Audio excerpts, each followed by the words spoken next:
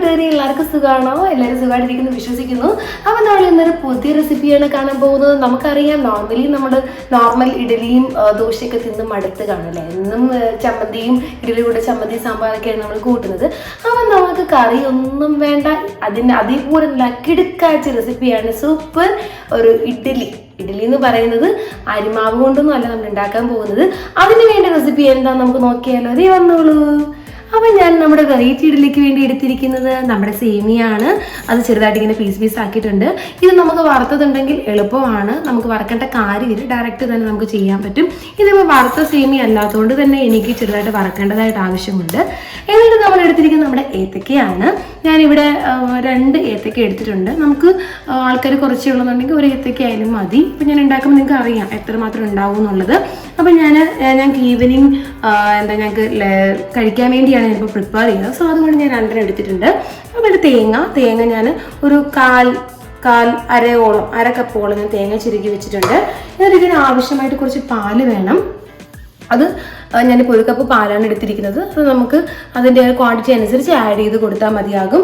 പിന്നെ ഒരു 3 മുട്ടയും എടുത്തിട്ടുണ്ട്. ഇത്രയും ഇൻഗ്രീഡിയൻസ് ആണ് നമുക്ക് വെറൈറ്റി ഇഡലി ഉണ്ടാക്കാൻ വേണ്ടത്. അപ്പം നമുക്ക് എങ്ങനെയാണ് നോക്കിയാൽ പ്രിപ്പയർ ചെയ്യുന്നത്. വന്നതായിട്ട് ഞാൻ ഫസ്റ്റ് സ്റ്റെപ്പ് ചെയ്യാൻ പോകുന്നത്, എൻ്റെ പാൻ ഓൾറെഡി ചൂടായിട്ടുണ്ട്. കുറച്ച് നെയ്യ് അതിലേക്ക് ആഡ് ചെയ്ത് കൊടുക്കുക. അതിനുശേഷം നിങ്ങൾ വറുത്ത സേമിയാണ് ഉണ്ടെങ്കിൽ നമുക്ക് വറുക്കേണ്ട കാര്യമില്ല. ഞാൻ വറുക്കാത്ത സേമിയ എടുത്തതുകൊണ്ട് ഞാനൊന്ന് വറുത്തെടുക്കാൻ പോവാണ്. അപ്പോൾ അതിനകത്തോട്ട് ഞാൻ എൻ്റെ സേമിയ ഇട്ട് കൊടുത്തിട്ടുണ്ട്. എന്നിട്ട് നന്നായിട്ടൊന്ന് ഇളക്കിയിട്ട് കൊടുക്കണം. നമ്മൾ ഇളക്കിക്കൊണ്ടിരിക്കുകയാണെങ്കിൽ അത്യാവശ്യം ഒരു മീഡിയം ഫ്ലെയിമിൽ തന്നെ ഇട്ട് നമുക്ക് പെട്ടെന്ന് വറുത്ത് കോരി എടുക്കാവുന്നതാണ്. വറുത്ത് കോരി എടുത്തതിന് ശേഷം നമുക്ക് എന്ത് ചെയ്യാം, ഇത് ആറാനായിട്ട് ഒരു പ്ലേറ്റിൽ വെക്കാം. എന്നിട്ട് വേണം അത് കഴിഞ്ഞിട്ട് നമുക്ക് നെക്സ്റ്റ് സ്റ്റെപ്പ് ചെയ്ത് തുടങ്ങാൻ പറ്റും.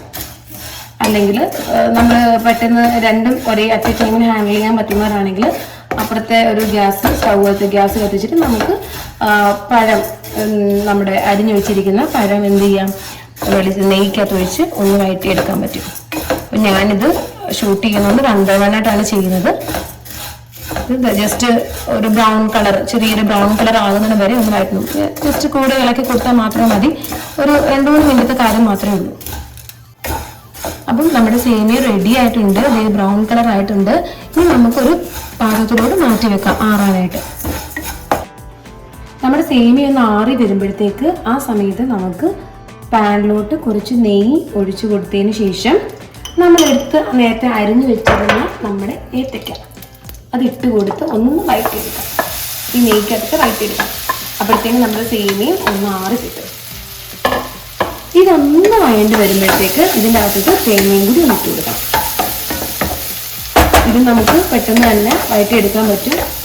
2-3 മിനിറ്റ് മാത്രം മതിയാകും.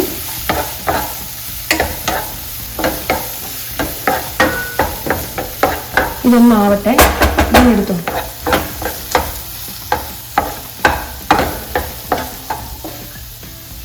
അപ്പം നമ്മുടെ ഏത്തയ്ക്ക ഒന്ന് വഴണ്ടിട്ടുണ്ട് കേട്ടോ നെയ്യിൽ. ഇനി നമുക്ക് നേരത്തെ എടുത്ത് വെച്ചിട്ട് നമ്മുടെ തേങ്ങ ഒന്ന് ഈ കൂടുതൽ ഇട്ട് കൊടുത്ത് ഒരു 2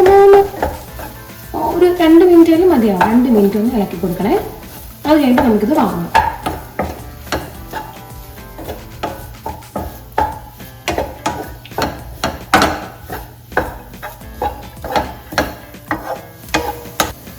അപ്പം നമ്മുടെ ഏത്തക്കയും തേങ്ങയും നന്നായിട്ട് വഴണ്ടിട്ടുണ്ട്. ഒരു 2 മിനിറ്റത്തെ കാര്യം മാത്രമേ ഉള്ളൂ.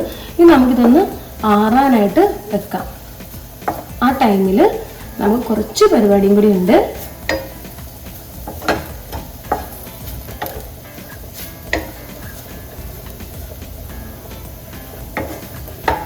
നമ്മുടെ സേമിയ ഒന്ന് ആറിയിട്ടുണ്ട്. ഇനി നമുക്കൊന്ന് വേവിച്ചെടുക്കണം.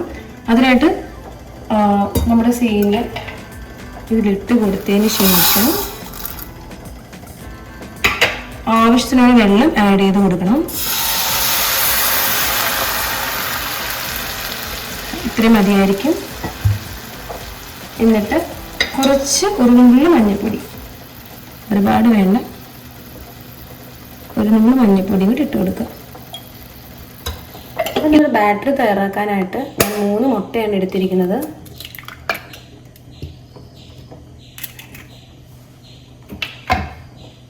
3 മുട്ടയും അതിനാവശ്യമുള്ള പാലും ആവശ്യമുള്ള പഞ്ചസാരയും പിന്നെ ഒരു ഫ്ലേവറിനായിട്ട് ഒരു 2-3 അല്ലി, അത് മീൻസ് 2-3 ഏലക്ക ആഡ് ചെയ്യുന്നുണ്ട്. ഏലക്ക, പാല് അത്രേ മതിയാകും. പഞ്ചസാര അത് അവനവൻ്റെ ഇഷ്ടത്തിന് ആഡ് ചെയ്യുക, മധുരത്തിനനുസരിച്ചുള്ള പഞ്ചസാര. പിന്നെ ഇത് കൂടാതെ ഒരു നുള്ള് ഉപ്പും കൂടി ഒന്ന് ആഡ് ചെയ്ത് കൊടുക്കണേ. ഒരു പിഞ്ച് ഉപ്പ് മതിയാവും. എന്നിട്ട് ഇതൊന്ന് ബ്ലെൻഡ് ചെയ്തെടുക്കണം.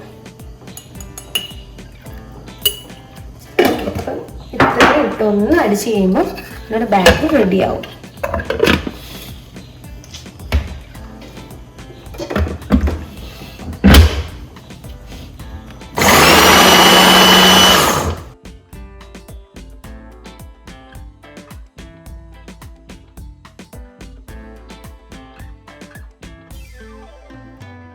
നമ്മുടെ സേമിയ വെന്തിട്ടുണ്ട്. കാണുമ്പോൾ നിങ്ങൾക്ക് മനസ്സിലാവും. വെന്തോന്ന് അറിയാൻ വേണ്ടി ജസ്റ്റ് ഒരു ചെറിയൊരു പീസ് എടുത്ത് കഴിച്ച് നോക്കുമ്പോൾ നമുക്ക് അതിൻ്റെ പരുവം മനസ്സിലാവും കേട്ടോ. ഇനി ഇതൊരു 2 മിനിറ്റ് ഒന്ന് ആറാൻ വെക്കണേ. നമ്മുടെ ബാറ്റർ റെഡി ആയിട്ടുണ്ട്. കാണുന്നുണ്ടോ? ഇനി ഇതിൻ്റെ അകത്തോട്ട് നമ്മുടെ സേമിയ ഇപ്പോൾ റെഡി ആയിട്ടുണ്ടാവും. സേമിയയും നമ്മൾ നേരത്തെ എടുത്ത് വെച്ചിരുന്ന നെയ്ക്കത്ത് വാട്ടി വെച്ചിരുന്ന നമ്മുടെ ഏത്തക്കയും കൂടി മിക്സ് ചെയ്ത് കൊടുക്കണം. അതാണ് ഇനി അടുത്തത്. നമുക്കിതെല്ലാം കൂടി ഇത് മിക്സ് ചെയ്ത് കൊടുക്കാം. ആദ്യം നമ്മുടെ ബാറ്റർ ഇതിനകത്തോട്ട് ഒഴിക്കുന്നുണ്ട്. എന്നിട്ട് നമ്മുടെ സേമിയ ഇതിൽ ഇട്ട് കൊടുക്കണം. ഇട്ട് കൊടുത്തൊന്ന് മിക്സ് ചെയ്യണം. മിക്സ് ചെയ്തതിന് ശേഷം ഏത്തയ്ക്ക് കൂടി ഇട്ട് കൊടുക്കണം. നമ്മുടെ ബാറ്ററിനകത്തോട്ട് നമ്മൾ സേമിയ നന്നായിട്ട് തന്നെ ഇളക്കി ഇട്ട് കൊടുക്കണം. ഇത് കാണുന്നുണ്ടോ നിങ്ങൾ? ഇതേപോലെ നന്നായിട്ട് ഇളകിയതിന് ശേഷം കട്ട എണ്ണ പിടിച്ചിട്ടുണ്ടെങ്കിൽ അത് നന്നായിട്ട് നിറച്ച് കൊടുക്കണം. എന്നിട്ട് നമ്മൾ നേരത്തെ എടുത്ത് വെച്ചിരുന്ന നമ്മുടെ ഏത്തയ്ക്ക, നെയ്യിൽ വഴറ്റിയ ഏത്തയ്ക്കയും കൂടി ഇതിലോട്ട് ആഡ് ചെയ്ത് കൊടുക്കണം. ആഡ് ചെയ്ത് കൊടുത്ത് നന്നായിട്ട് ഇളക്കി കൊടുക്കുക.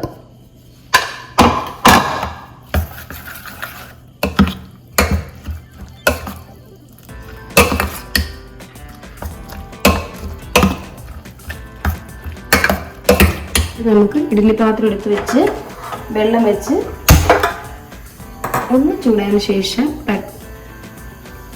ഓരോന്നായിട്ട് നമുക്കിങ്ങനെ കോരി ഒഴിച്ച് കൊടുക്കാം. വേവാനായിട്ട് ഒരു 10 മിനിറ്റ് മതിയാകും.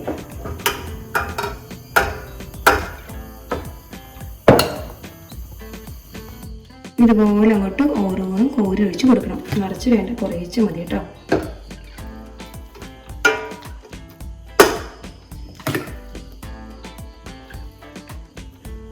നമ്മുടെ ഇഡലിയുടെ കൂട്ട് തന്നെയാണ്.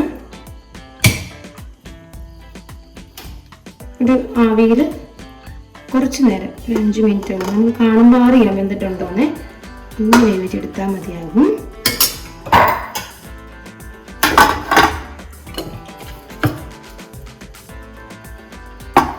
സിമ്പിൾ റെസിപ്പിയാണ്. ഒന്ന് ട്രൈ ചെയ്ത് നോക്കണം. എല്ലാവരും ഒക്കെ വീട്ടിലുള്ളപ്പോൾ നമുക്കിത് ട്രൈ ചെയ്ത് നോക്കാം. കുറച്ചെടുത്ത് നിങ്ങൾ നോക്കിയിട്ട് ഇഷ്ടപ്പെട്ടെങ്കിൽ നമുക്ക് വീണ്ടും ട്രൈ ചെയ്യാവുന്നതാണ്.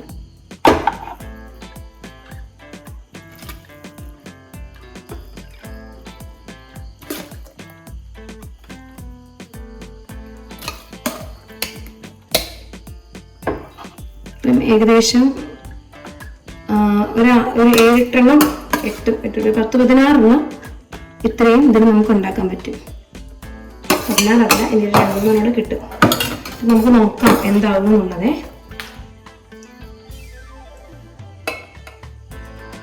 അപ്പൊ നമ്മുടെ വെറൈറ്റി ഇഡലി റെഡി ആയിട്ടുണ്ട്. ഇത് നോക്കിക്കോ,